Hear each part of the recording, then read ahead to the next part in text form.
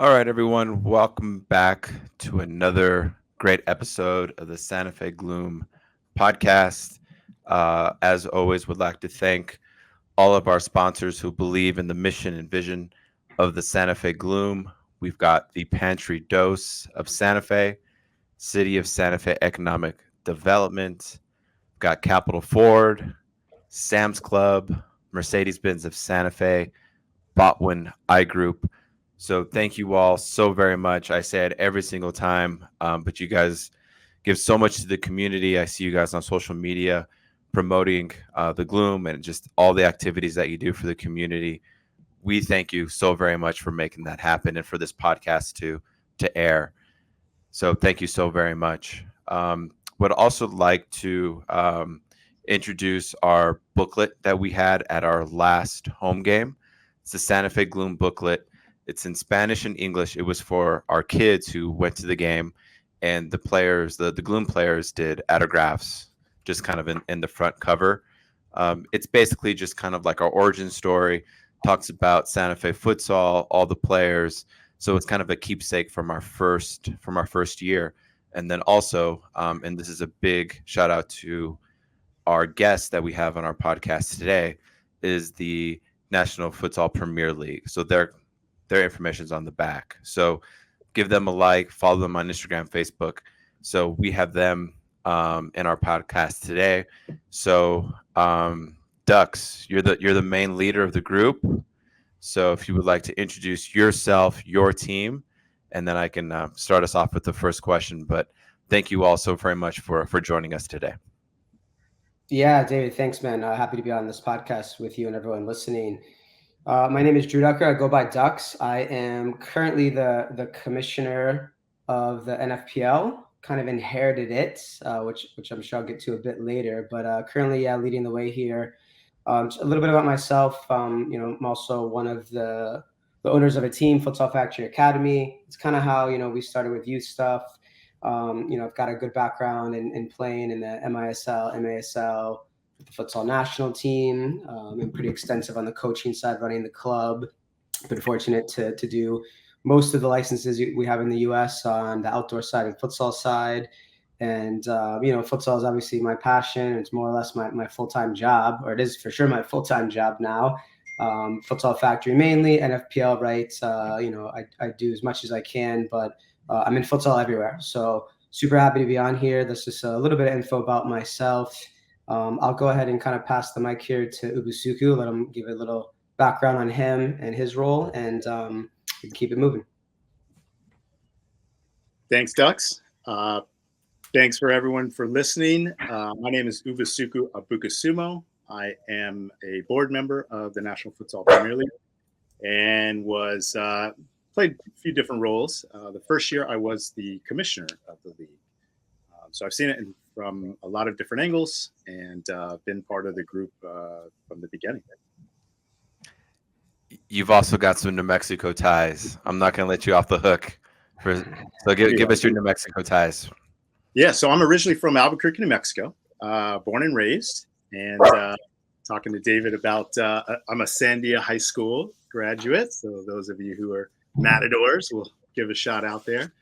But I born and raised there, played my all of my youth career there, and absolutely loved it. I miss the Sandia Mountains.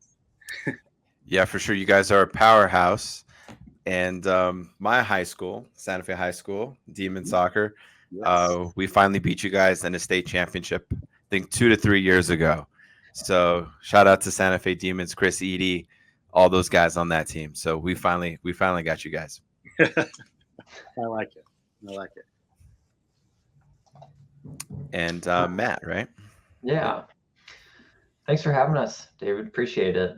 I'm Matt Aldrich. I've been working with the NFPL for 3 or 4 years. I basically oversee all of the creative presence of the NFPL and the online marketing. So it's products and services, and every season, all the content that goes out that follows the entire season and playoffs is overseen by me. So yeah, I've known Dux since I was probably, I don't know, It's been probably 10 or 12 years at this point. I've played with Ducks. I've played in at least a couple NFPL games. I think I my believe so. behind me, but I am an avid fan of the league for sure. Great. Thanks. And Ducks, tell us the origin story, those first conversations, those first things in your mind saying, hey, you know what? We can start the futsal factory. Not only that, but we can start a league. Sure, yeah. In terms of Futsal Factory, you can see kind of the logo back there in the background. It was started in 2014 officially. Probably 2013 we started. 2012 we started doing some futsal stuff, and then just kind of had this idea with now my current partner at our, I'll call our parent company, Daniel Matos, kind of in the basement, if you will, just chit chatting. Hey, I think futsal's growing. Can we do something? We see something there. Him and I both had experience at the indoor and futsal level, and just kind of came out of it. We started with, I think, 24 kids that first year, 3 teams. Really kind of pushed the idea, very very similar to Brazilian philosophy, like building futsal players and how to translate those benefits to outdoor. And that's kind of been our philosophy ever since. And it's kind of exploded to what it is now. We've got about 550 kids here in the Michigan one, and we've now expanded to Illinois, Wisconsin, Tennessee, Florida, Colorado, and a few more irons in the fire there as well, South and North Ohio. And we run a bunch of events, and that's kind of how futsal started for me, and that kind of led into forming this pathway of like the men's semi-pro realm, which kind of pushed closer to like maybe 2016. Fabian Rodriguez, who runs, now it's called Grand Rapids Olay, back then it was called ABK. He had like just kind of like a men's league, 4 teams, right? They did a couple of games. I think that was 2016 and 2017. I ended up putting a team with a buddy of mine, Bilal Saeed, who was involved for a while. We did the league. We thought it was really cool. We were like, hey, we think we can help with some logistics. We think we can add more teams. Would you be interested in kind of doing something? And, he had a heavy involvement there with ABK and an outdoor club, and more or less kind of passed the baton over to myself and a couple of others at the time. And we kind of just bumped it up to more of a semi-pro, a little more minimum standards, full policies, bylaws, right? Made it kind of a for real league. And that was in 2018 it was launched. Yeah, 2018. There was the founding club members, right? Give them a shout out.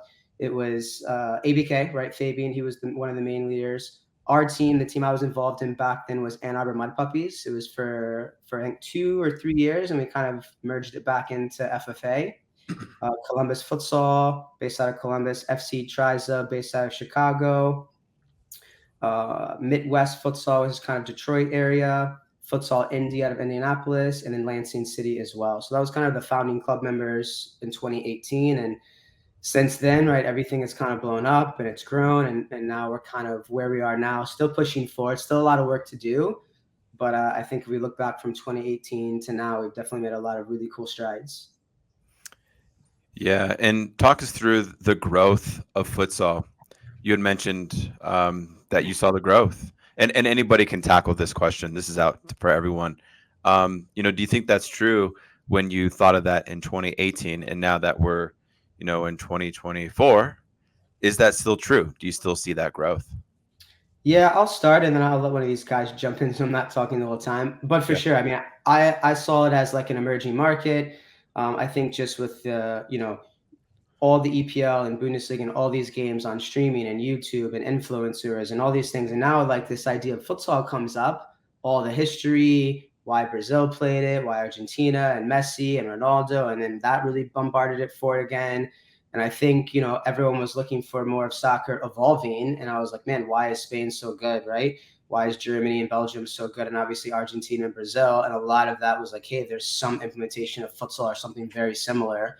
And I really think for me, futsal is very much an American sport, a mix of soccer, basketball, and hockey. And I think more people are like, how do we become the Messi? Like, what is he doing? And I was like, hey, for me, it's the small-sided game. It's futsal. I think if you look at the basic to advanced tactics, technical and tactical side, like for me, it's like you can see players now playing futsal on the outdoor pitch.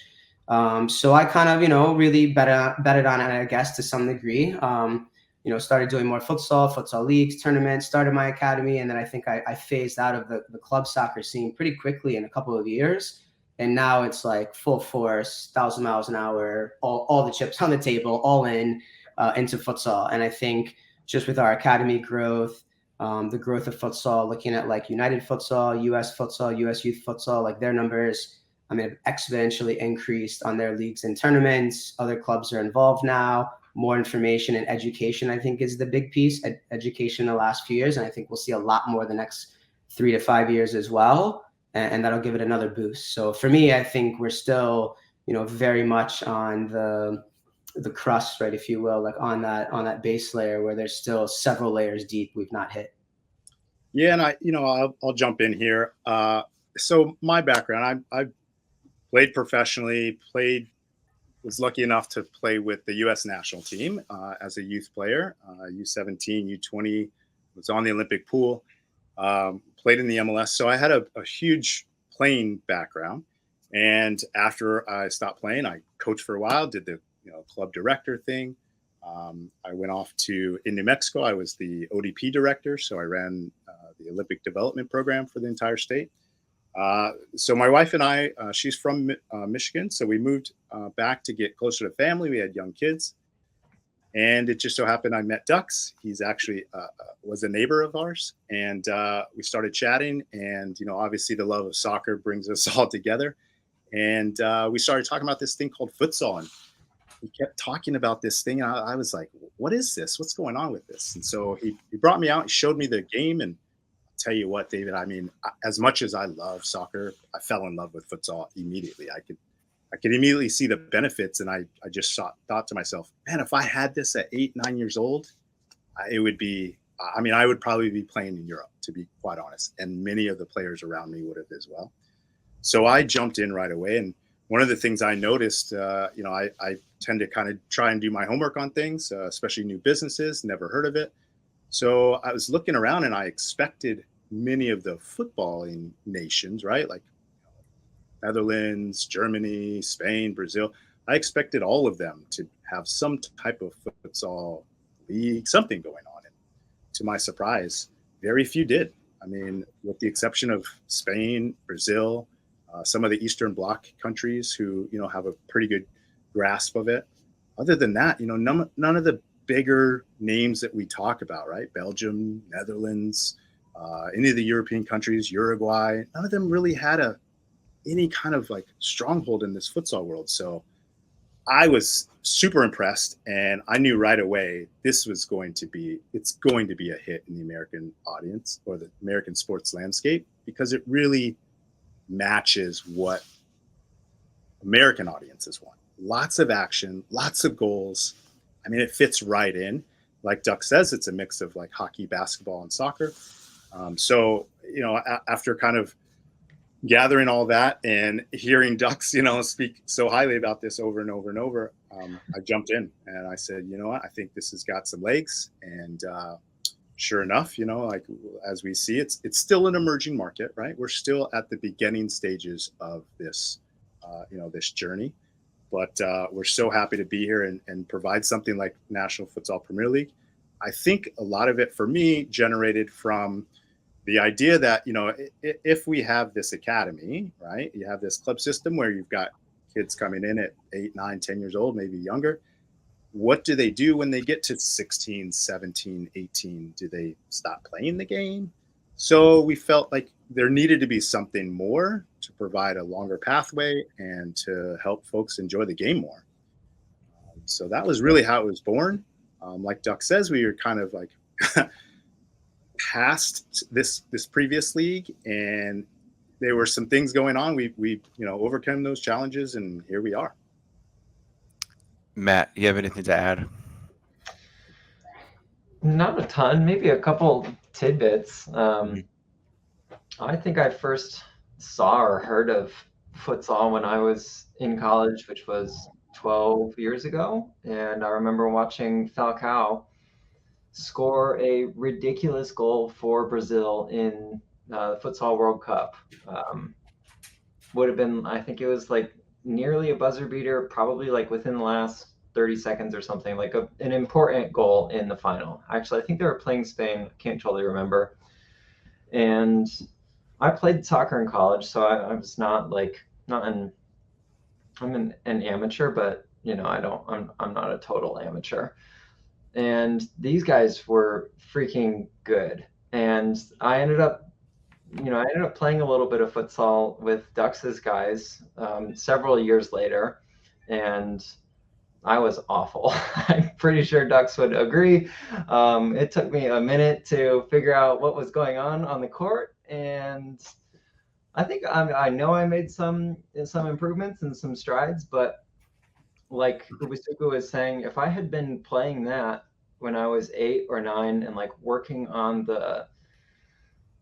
basically like figuring out how to operate with high technical ability under intense pressure with small space and no time, like just imagine how much easier the full field would feel. And I have to agree, like some of the players that I've seen on Ducks youth teams at Futsal Factory Academy, like those girls and those boys are really, really good.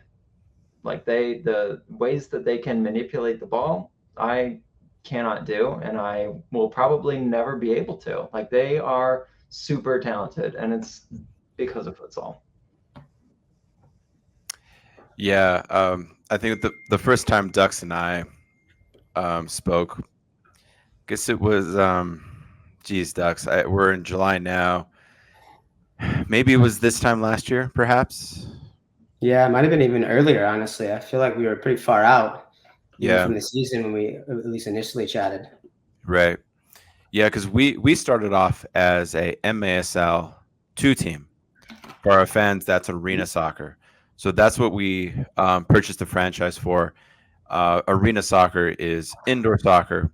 It's played on turf. It's played in usually it's played in like hockey stadiums where you bring in boards and you play the ball off the boards.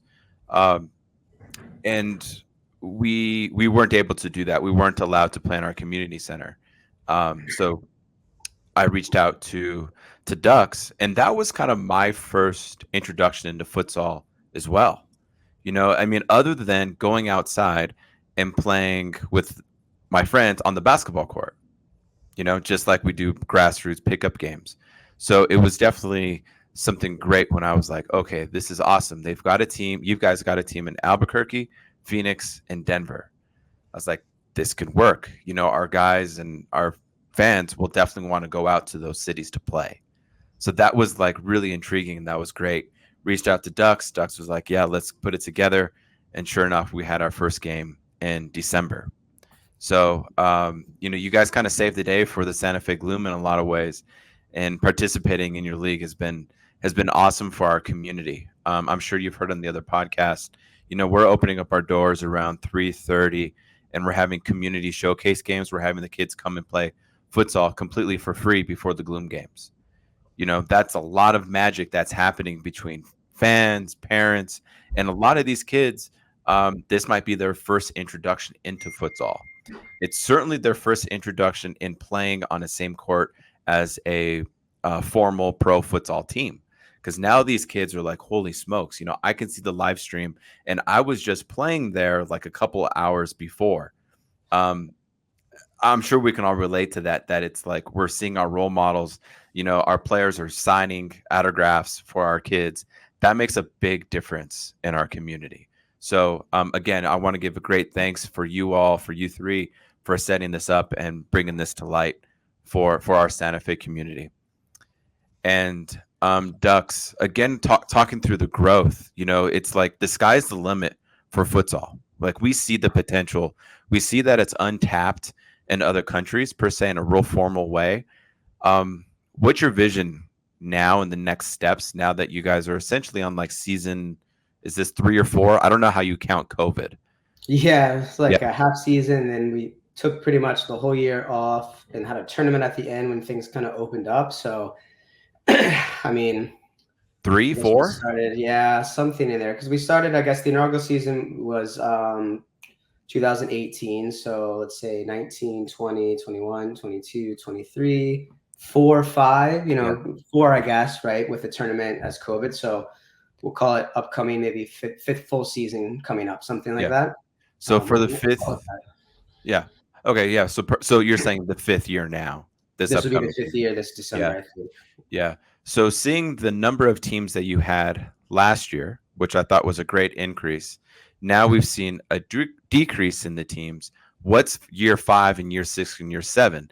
Because in my opinion, too, sometimes, and this is just kind of my opinion from a real high level perspective, you want good teams in your program. You want, and if you're able to have more quality teams, that might be better than having, say, 8 or 10 weaker teams. So kind of talk to our audience there on the quality of teams that you're looking for, what cities you're trying to tap into, and just kind of that next step and that next growth. And is there any concerns that you've seen a smaller, or you've seen a decrease in the teams in the league? Yeah, I think there was a few teams that kind of, fell out for reasons we kind of saw coming, and some for good reason, and had to kind of like revamp or hoping to revamp their brands. I think short term, the one hurdle that I think we've gotten over is at least we have a league. It's been consistent. It's been sustainable, right? For let's call it 5 years or so. I think for me that's step one, right? I think we went from 12 teams to 8 teams, so a little decrease. I'm hoping we're going back the other way now. I think the biggest thing I've tried to help the league and teams is like, hey, let's have consistencies, this sustainability. I mean, we want teams to come in and be here for years, not a year and then they're out. So I think, that's still a struggle at times. There are some teams that come in for a year or two and then drop. As we move forward, I'm hoping just the standard and the interest, right, will kind of, push the level higher in that regard. So that's one thing. I think there's some other hurdles that we have that maybe I'll come back to in a minute that Matt and Ubisuku can also hit, because we're not perfect. There's definitely things we need to work on, including, at some point, being able to pull in some more resources, maybe extending the board a little bit. Ideally it'd be great to have a commissioner that's not me. For those who aren't aware, like I said, I inherited it around COVID-ish time. Wanted to continue, really pushed and utilized some of my resources to make it happen. And it's definitely not ideal that I'm a commissioner, coach, owner, player. Like I do it all. And I feel like I do the best job I can, as I change hats. But, for sure, I think, a commissioner and maybe a bigger board that can help lead the way and bring in some more resources. And I can go back to, helping advise, sure, but go back to my team and continue to just push futsal however I can. So I think that's one thing that's high on the radar that I would like to put high on the radar. And then for this next year for teams, my hope is we'll have at least 4 in the Southwest. I'm hoping we might add a few in the Midwest. And then there's 2 divisions, one in the South, one I'll call on the East Coast. Until they're formed, I'm going to hold off on saying, but I'm hoping 1 or 2 more divisions will come in. So I'm really excited about that. And I think that's the next hurdle. If we can add 1 or 2 more divisions, just increase the level of streaming, consistency, budgeting for teams, right? A few of those things. I think that's the next hurdle. And then at that point, I think we start to really expand and explode. So, it's a work in progress, but I think we've gotten over 1 or 2 small hurdles. I think the next hurdle will be a good one for us to get over. And that'll at least let what this upcoming year will look like. Ubisuku, Matt, if you guys want to add a couple points there, happy to pass it off. Well, I mean, I would say, it is a massive challenge, David. We've consistently had conversations within the board about what's the best route to grow the league? What's the best route? How do we help our league members, our clubs? What's the best way to, provide value from the fans standpoint? And I think we have, with the addition of Matt coming in, he was a massive addition to the team with his, expertise in the social media and the marketing side. I mean, I couldn't tell you how, having the ability to kind of pass that on to someone has been, it's tremendous. And him just, taking up the baton and running with it. We also added Luke Miller, who has been a guest on your podcast in the past. And he really, he came to us and just said, hey, I'll whatever you guys need, which is, fabulous.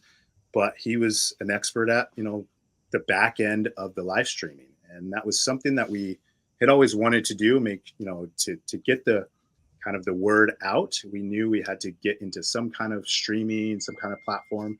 And Luke really raised the game for us. Now, it's been a challenge, right? I mean, at the end of the day, David, what happens is, in this beginning parts of the league, and as the commissioner, I got to say this, that first year, I did a lot of research on other leagues. Like, first of all, I didn't even know what a commissioner, like, what does it do? what am I supposed to be doing here? So I did homework on, NFL, Major League Soccer, La Liga. I just tried to look at all kinds of leagues and find out, what are we supposed to do? And, what I found was that the challenge in the beginning stages of every league is, how do you balance wanting to get the best clubs in when those clubs really aren't prepared to do like the professional standard that you're looking for? Right now in futsal, there's, most of the clubs are, and to be honest, David, you're, kind of a unicorn. You are business savvy. You have, sponsors. You have organized in a lot better ways than many of the clubs. And to be honest, sometimes including Futsal Factory, right? I'm a member of that as well.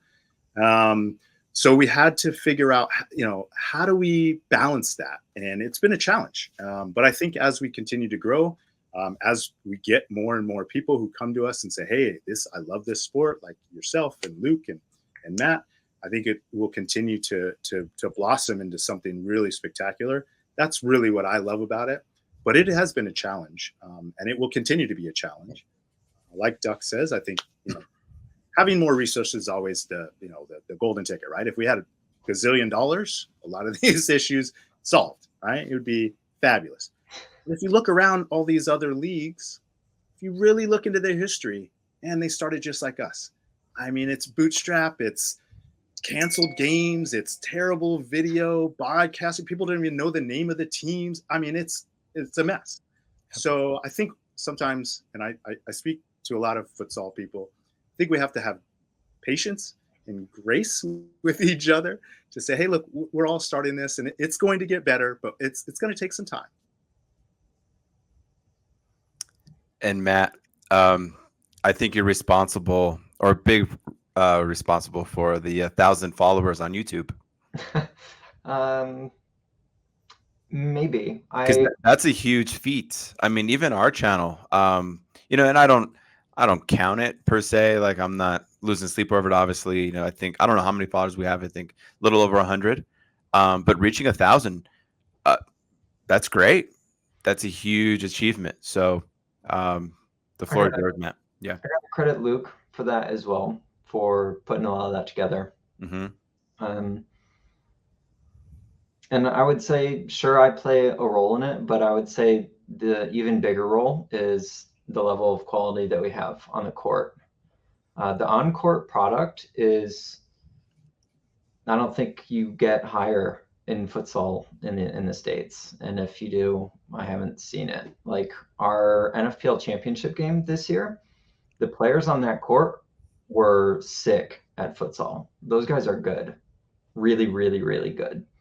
And it helps when you have a really good on-court product. And I think it sort of echoes like what Ubisuku and Ducks were saying, where how do you balance having a really good on-court product versus simply needing to get teams and bodies in the division to fill out these games and these seasons. So it is a difficult balance. And I agree, like if we had $1 gazillion, things would maybe be a little bit different, but there's not even a guarantee of that. I think it would solve a lot of things on the back end of like what we do at the NFPL, but it doesn't necessarily solve the back end of the things that we need from the clubs. And, it's certainly not going to change everything. So that's going to come with time, and it's going to come with clubs kind of learning from other clubs and raising each other up, and the league elevating all of its members as a whole. Because I really feel like when it comes to streaming in these games, like you can't have games that end like 17-2, like that's not a good on-court product. And until we like really level that playing field a bit, we're only as good as our weakest product. And that's sort of where we're at right now. There are some really good teams and some really good clubs and some really good players out there. And if we can just get us all working together and pulling in the same direction and not pulling each other down, then I think we're going to get there faster. Dux, I'll kick it back to you. Are you guys actively looking for sponsors or investors? Sure. Yeah. I mean, I think both. I think we're open to both. I think the sponsors is something we're constantly working on. I think there's different ways to do sponsors, and talking to a bunch of different people, getting data has been the biggest thing. And Matt didn't really hit on just the amount of reach I think that we've been able to get on social, including why streaming is a big factor and important, where we can take all this data from 2, 3, 4 years, package it, put together a deck, and then go after a regional or national sponsor, but something that's significant, right? I mean, well, 500, 1,000, $2,000 or $3,000, like that'll help a little, but if it's only a year, like then it's like we can only do something small with that versus something that's 10 or 15 or 20 or 25 or 30. Now it's like, okay, now it's like, hey, we can provide, all 12, 15, 20 teams with a camera, or it's like, hey, we can provide a camera person, a local camera person there at every home game to kind of take that off their plate. So, not that we have to hit a home run, but we're trying to get something that's a little bit bigger so that we can go back to clubs and say, hey, we have this sponsor, it is significant, and here's what we can do with it. Versus something that's a little smaller, I think it just doesn't make sense to spend all that time working on something small, where it's like, let's take a little bit longer, a little more thought process to something a little bigger when we have the data and the reach we want, where that sponsor can come in and help us with something specific that, not just the league, but teams need help with. What about individual investors? And so I think that's one question. You may have touched on it. And this is a question for everyone too, is what do you think your biggest asset is? Like, what's the biggest sell? What's the biggest draw that your league offers for fans, kids, people like myself? What do you think it is? Sure. Ubisuku, you look like you want to take this one. Yeah, I know sure, we chatted about it. I can tell you, I think our biggest asset is consistency, right? We've been pretty much the only league that has been consistently around for 4 or 5 years, and it looks like, based on kind of the tea leaves there, we're going to be around for a bit. I think that is the biggest asset we have currently. Obviously, the teams are close second. Some of the expansion teams have come in and really, kind of stepped up the league in terms of the average. So I think that's a close second. I kind of want to go back to a little bit about we talk about the convergence of like MASL and USL. Yep. Inside the board, we talked originally about, how do we go forward? How do we get more teams, right? Do we go after futsal people that we know, or do we go after, an individual investor who we know has the right maybe facility that would work well with us? So that's been also, something we've talked about, that, currently we've tried to kind of steer more towards the futsal side. And that's just because it's so difficult. It's a huge lift to kind of bring in what we found is to kind of bring in an investor who has no idea about this space. I mean, that's a huge lift in such a small kind of season. You're asking a guy to put his or her hard-earned money down, and they really have to be caught up to speed. It's a tough challenge. But I think eventually we will go there. We've had some conversations about leading more towards, hey, let's go after some individual investors now that we have that consistency. Another follow-up question, Matt. I don't mean to steal your thunder, but it's top of mind for me. The association with the United States national team futsal? Do you think there's a path there? Bringing it back home to Santa Fe, I would love to tell our Santa Fe Gloom players, come out and try out for the Santa Fe Gloom. You make the team, you play well, you're a good dude, you show well, you score goals, assists, you defend well, and now you have a chance to play for either potentially like a regional team or even the United States futsal national team. We're obviously a new team. We've done it for a year, but that's where I'm looking to show our players, because I think our players are able to do that. Is that something that you guys are looking towards and having some type of association with the U.S. national futsal team? I don't know who wants to pick that up. For sure. I mean, I will. I think it makes sense based on me playing for the men's national team. I think, yeah. So, we've had conversations in the past with Dushan, and we've had current conversations with Everton and Sasha. I think when Dushan came out, he had a couple different ID camps everywhere where players could kind of go, which I thought was really good. And I thought he picked up some good players. On our end, I think from at least our area, there was a couple, right? Jeremy from Lansing, Robert, who was, I think, 18 at the time as well, in this kind of mini camp I'll call, was able to get in. And Robert now is likely, as Diego steps away, I imagine Robert will take over as the lead goalkeeper for quite some time. So, there's been some touch and go, if you will, I think, with Dushan, and then now with Everton and Sasha. My hope is, obviously we didn't qualify for the World Cup, but now he has a new cycle here the next couple of years. My hope is we can, build a bigger relationship with them, because I do feel pretty strongly that there were some guys in the NFPL that should have been called in, and I do think they would have helped the team. Why do you think they weren't called in? Do you think it was just exposure, bad luck, just that relationship not as tight? What do you think it is?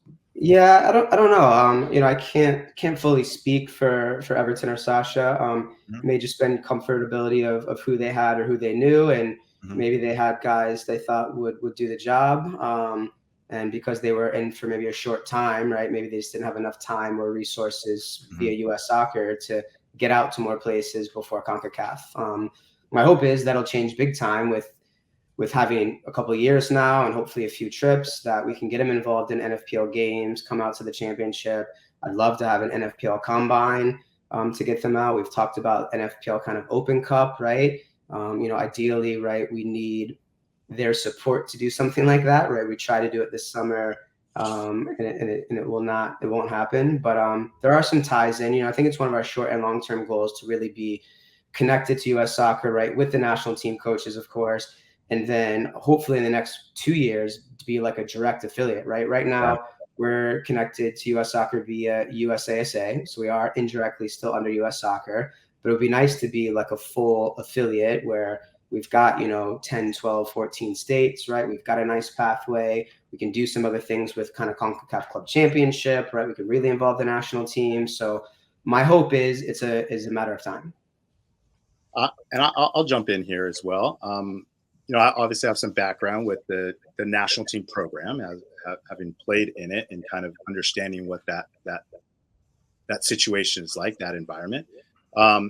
Again, having done some research into, how is U.S. Soccer involved with futsal, you start to understand why there may not be as much support as we all wish there were. The U.S. Soccer, essentially, the budget is different than, and a lot of people don't know this, the budget there, the futsal team is in the extended national teams program, which it's a separate budget than the men's and women's national teams. Because of that, there's, I believe, 5 or 6, maybe 7 teams, beach soccer, Paralympics, there's a few others in that same budget along with futsal. It presents challenges, right? U.S. Soccer can't just throw money. They don't have $1 gazillion either.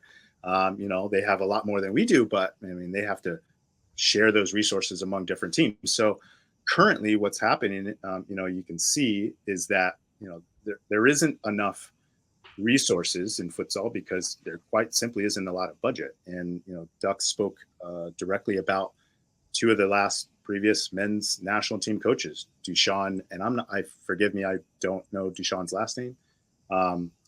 But he was the previous national team head coach before Everton got the job here in the last qualifying round.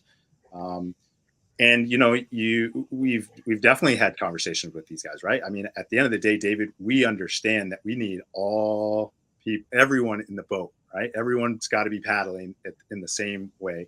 So we reached out to them, and we've had some good conversations. We've expressed our desire for them to help us more, and we've definitely opened our doors and said, hey, anything you need or want from us, we are open and available. We wish there were more, but I think that will come eventually as they see our consistency and our reputation build. But at the end of the day, I got to be honest, I believe in my heart that it's difficult. Duchamp, Everton, those are difficult situations when you don't have a lot of resources, right? When you can't pull all of the players that you want because of resources, you are almost forced to go to, hey, who do I know? Who do I trust, right? I'm going to go take this team to represent the nation into another country. I'm telling you now, you've got to have players you can trust. And I mean, for whatever reason, Everton is more of as I see, is more of an MASL guy. So as you saw in the team, lots of MASL indoor, as you mentioned, with the boards, as opposed to futsal players who, represent more of the National Futsal Premier League. I think that's a challenge. It's a massive challenge for them, and I don't envy them. I wish they had more resources, but I think that will come. I think as this sport rises and more popularity, I think U.S. soccer will at some point have to figure it out, and they will. I trust them, to be honest. Where a lot of people don't. I do. I know that they have the right intentions. May not be the time. Still working on resources, but I think it's a huge challenge. It's not as easy as most people, think. For sure. And I'll have one more thing, David, that's right as well, in terms of challenges or just shift, right? So even when I played indoor and I was involved in the national team, like there was no futsal league, right? There was random tournaments, right? Guys got in and out, right? Even for me, it was difficult when I was in the mix early on, and later on it was easier, but early, like I struggled to get futsal games and matches and tournaments when I was in like 05 to 07. And now back in the mix in 14, 15 or whatever it was, like more players playing, more tournaments, there's more to do. So, and there were some guys who do both, right? That have been involved in futsal and play MSL. There was a couple guys that play overseas futsal. Like there was more. Should there be more? That's everyone can have a different opinion, right? But I do think that scale will shift, right? As NFPL grows leagues, grows stronger, more players play, right?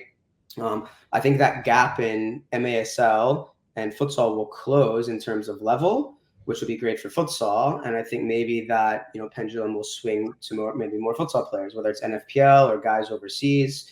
But I think it'll take a little more time, right? But my hope is this next 2-3 years cycle, we'll do as much as we can to get them involved, to really push. I think I watched 50-60% of NFPL games. Like I think I have a good idea talking to coaches, owners, like, who are the main guys, who are American, like, getting some of that information consistently over to them and trying to get them looks, I think will be a goal here in the off season into next winter. And, at that point it's up to them. They'll pick who they think belongs, but yeah, we can definitely push some more.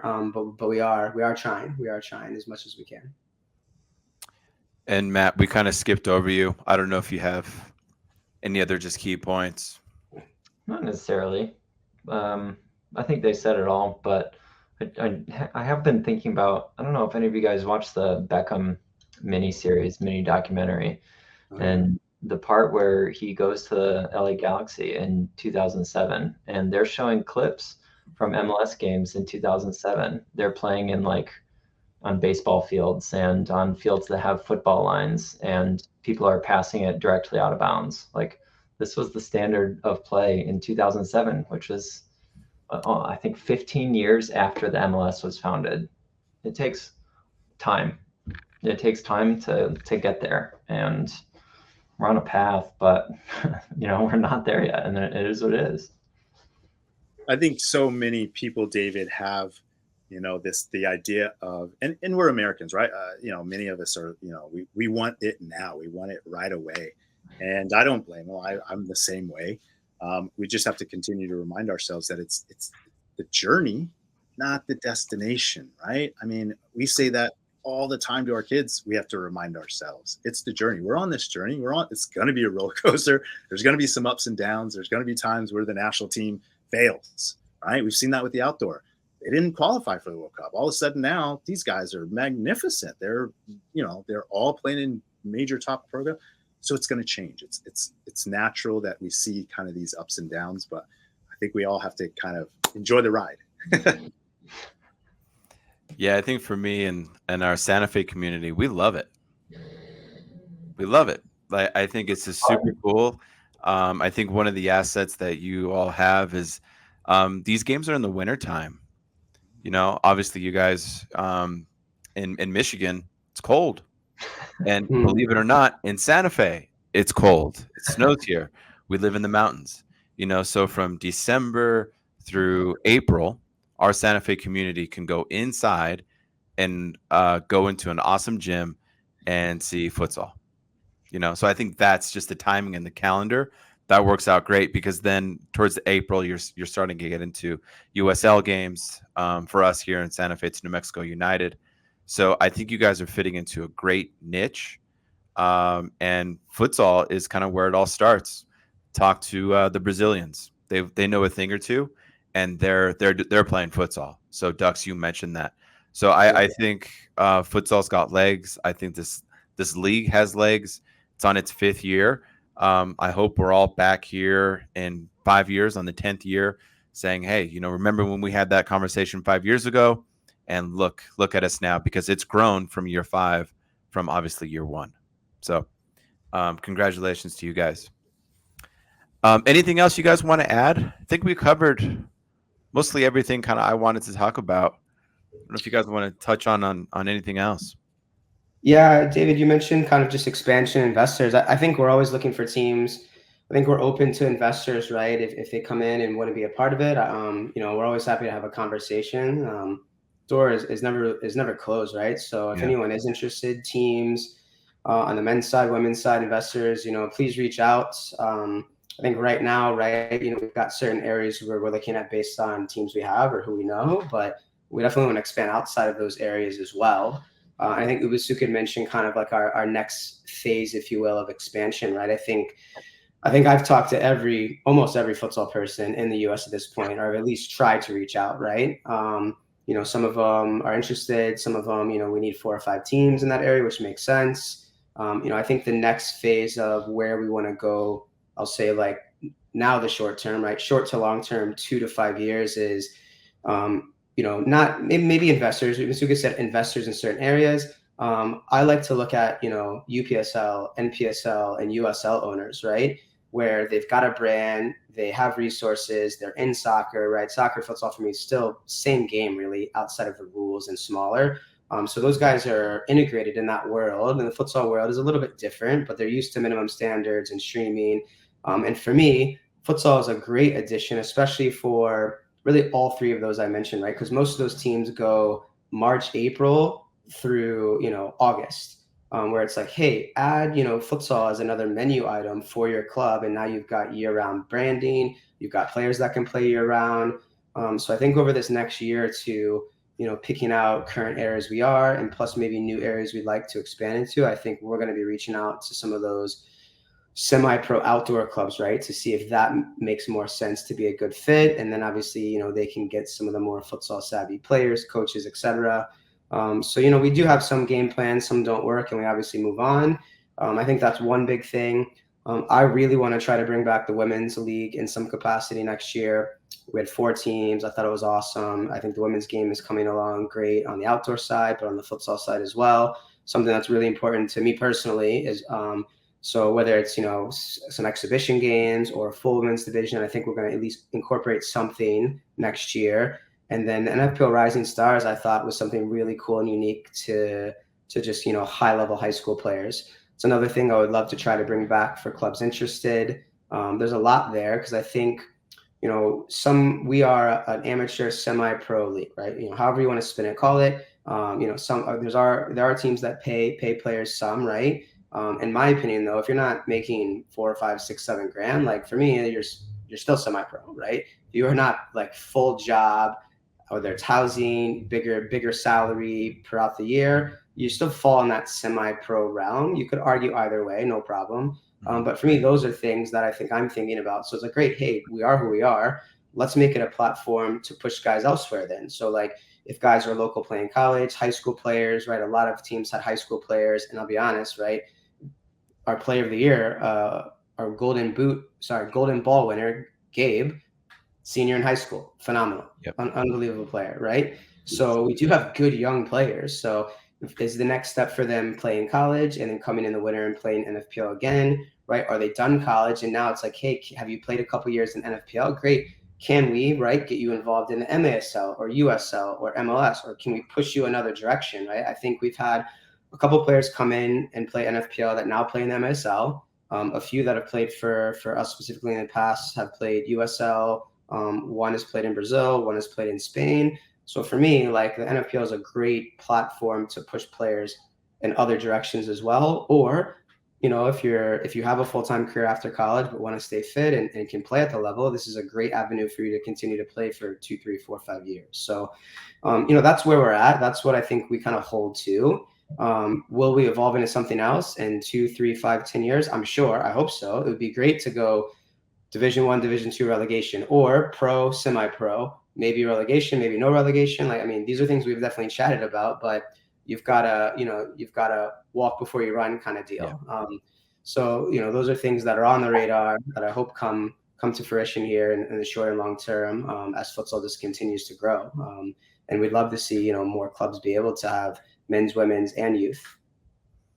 And just to add on to that, I would say, hey, this is a shout out to any and everyone who's interested, has some idea, thinks that we can do something different. Listen, we are wide open. We love the feedback because we know we're not experts at everything. It's obvious.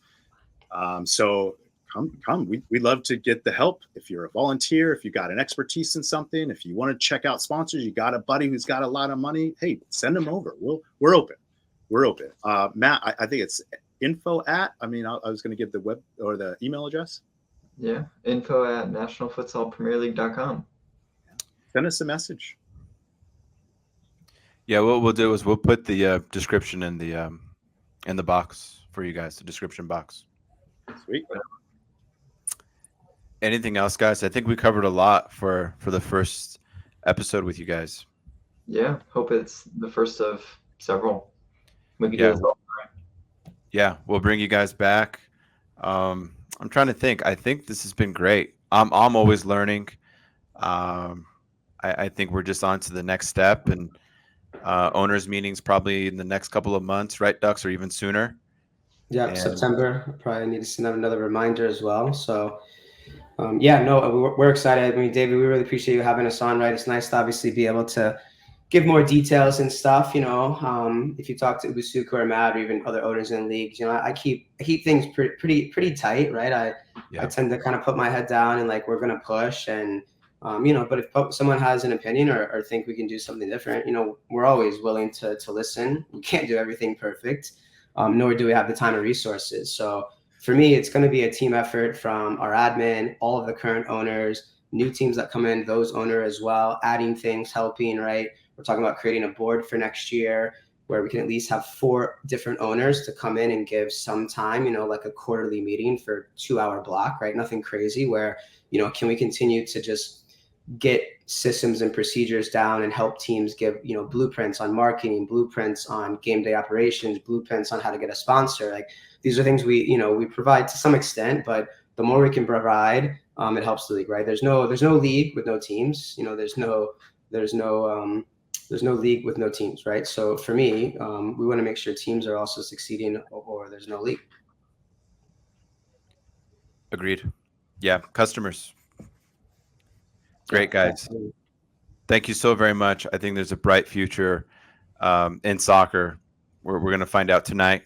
We'll know next year in the World Cup. I think futsal is, I told you this, Ducks. I think we spoke briefly a couple of weeks ago. I said, this is gold. It may not feel like it, but it is. Just even speaking from my personal experience in owning a business, it's brutal. It's tough. I mean, businesses don't make it. Entrepreneurs don't make it. I don't care what they say on social media. You look at the statistics, they're broke or they're in debt and they don't know what the hell they're doing. That's the numbers talking. That's not me. So being that you guys are, this is, I think, one of 2 leagues in the United States, and this is the most sustainable one. You guys are doing something right. So continue to do it. Continue to reach out. So congratulations. So yeah, this is not an easy feat. So, Yeah, thanks again. We appreciate it. Yeah. And it was great having you involved, David. For me, you came in first class, man. I think Yeah. you've set the standard for any new teams that come in. They need to take a page or 2 out of your book, man. So we're excited to keep you rolling here and continue just to help us, increase the standard. So thank you as well. And a great first season, honestly, right? Yeah. The Gloom games look awesome. They look fun. They're a blast. Yeah. I mean, Santa Fe loves soccer, and I guess this is just kind of like my 2 cents is, Santa Fe's 90,000 people, right? We're the state capital. We're right next door to a bigger city of Albuquerque that I think is 500,000. And the New Mexico United is there. They're the USL team, huge fan favorites within the league. Albuquerque, New Mexico loves the New Mexico United. So that's what was going through my brain when I was thinking, okay, could we make a Santa Fe team? So I was like, yeah, there can be some layover there.